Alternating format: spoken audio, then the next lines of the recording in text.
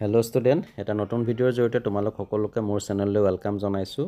আৰু আজিৰ ভিডিঅ'টোত মই ক্লাছ 9ৰ ষ্টুডেণ্টসকলৰ বাবে আপকামিং ফাৰ্ষ্ট ইউনিট টেষ্ট 2025ৰ চিলেবাছখন আগবঢ়াব বিচাৰিছোঁ আটাইকেইটা ছাবজেক্টৰে।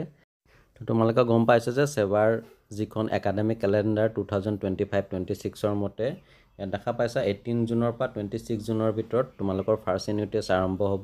অৱশ্যে কোনো ডিষ্ট্ৰিক্টত নিজৰ সুবিধা অনুযায়ী এই অলপ আগপিছ হ'ব পাৰে, কিন্তু হ'লেও জুন মাহতে তোমালোকৰ ফাৰ্ষ্ট ইউনিট টেষ্ট হোৱাটো নিশ্চিত।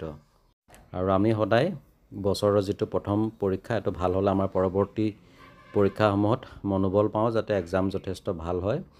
আৰু কোনোবা যদি প্ৰথমবাৰৰ বাবে মোৰ চেনেললৈ আহিছে তেতিয়া চেনেলটো ছাবস্ক্ৰাইব কৰি নটিফিকেশ্যনটো অন কৰি ৰাখিবা এনেকুৱা ধৰণৰ ভিডিঅ'সমূহ পাই থাকিবৰ বাবে।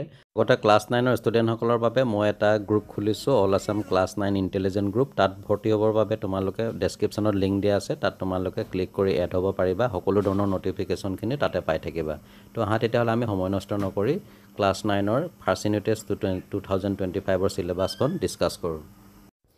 প্ৰথমতে হয় ইংলিছৰ চিলেবাছলৈ। ইংলিছৰ ক্ষেত্ৰত তোমালোকৰ যিখন মেইন বুক বিহাইভৰ পৰা মুঠ 2টা চেপ্টাৰ আহিব, আৰু সেইকেইটা হৈছে chapter number 1 the fun they had, এইটো ভালকৈ চাবা তোমালোকে। আৰু নেক্সট চেপ্টাৰটো হৈছে chapter number 2 the sound of music. আৰু ইয়াৰ লগতে তোমালোকৰ এটা পয়েম থাকিব, সেইটো হৈছে the road not taken, Robert ফ্ৰষ্টে লিখা। কবিজনৰ নাম প্ৰায় আহিয়ে থাকে। তো এয়া আছিল বিহাইভৰ পৰা ফাৰ্ষ্ট ইউনিট টেষ্টৰ বাবে তোমালোকৰ চিলেবাছ। নেক্সট আহোঁ আমি ইংলিছ গ্ৰামাৰলৈ। তো গ্ৰামাৰৰ ক্ষেত্ৰত তোমালোকে চাব লাগিব টেন্স, ইয়াত বেছি নাহে 3 মাৰ্কছমান আহে। মেক নিগেটিভ, অৰ্থাৎ আমাক চেণ্টেন্স দি দিব, তাক আমি নিগেটিভ বনাব লাগিব, 2 মাৰ্কৰ আহিব, 2টা দি দিয়ে।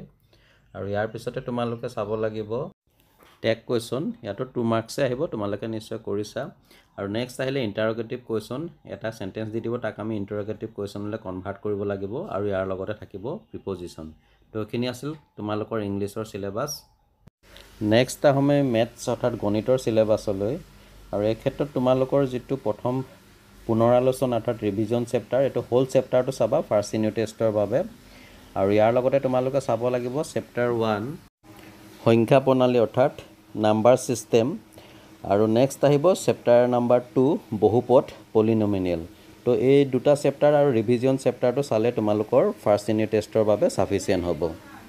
লগতে তোমালোকে মনত ৰাখিবা যে ইংলিছ, ছ'চিয়েল ছায়েন্স আৰু মেথছত মুঠ 20টাকৈ MCQ থাকে, 5 মাৰ্কছ প্ৰেক্টিকেল থাকে, আৰু টোটেল মাৰ্কছ থাকে ফাৰ্ষ্ট ইউনিট টেষ্টত 50।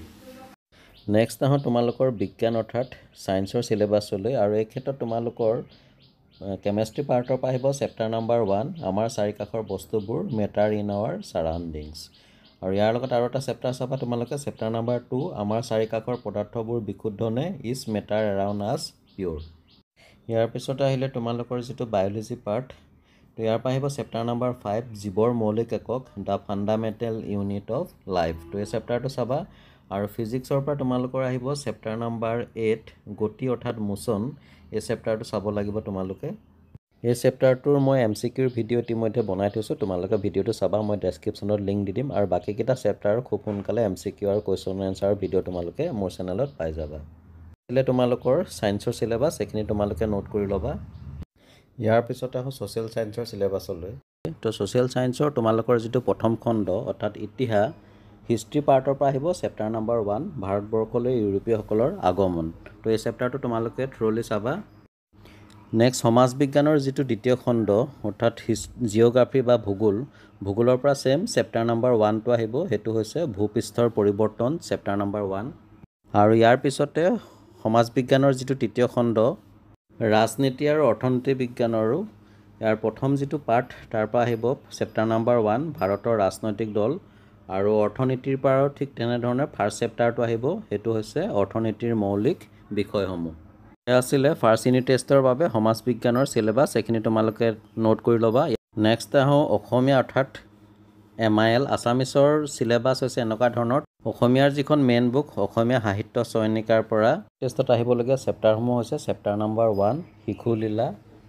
ইয়াৰ পিছত আহিব চেপ্টাৰ নাম্বাৰ 6 অন্যৰ প্ৰতি ব্যৱহাৰ, আৰু চেপ্টাৰ নাম্বাৰ 7 সময়, আৰু চেপ্টাৰ নাম্বাৰ 8 অন্ধবিশ্বাস আৰু কুসংস্কাৰ। তো এই 4টা চেপ্টাৰ আহিব অসমীয়া সাহিত্য চয়নিকাৰ পৰা ফাৰ্ষ্ট ইউনিট টেষ্টত। নেক্সট আহোঁ গ্ৰামাৰ অৰ্থাৎ ব্যাকৰণ ছেকশ্যনলৈ।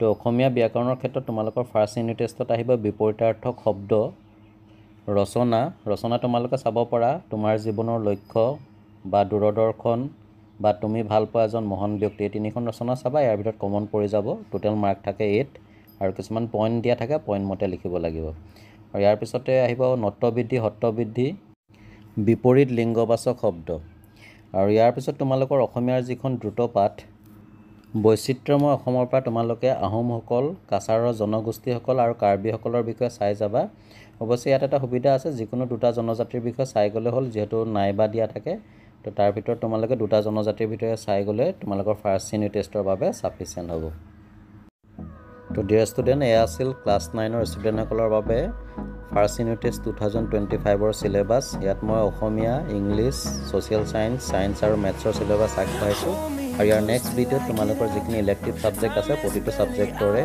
সিলেবাছ আগবঢ়াম ফাৰ্ষ্ট ইউনিট টেষ্টৰ বাবে তো যদি কোনোবা নতুনকৈ আহিছে চেনেলটো ছাবস্ক্ৰাইব কৰি ৰাখিবা এনেধৰণৰ ভিডিঅ' মই পাই থাকিবৰ বাবে আন এটা ভিডিঅ'ত তোমালোকক পুনৰ লগ পাম আজিলৈ আহোঁ ধন্যবাদ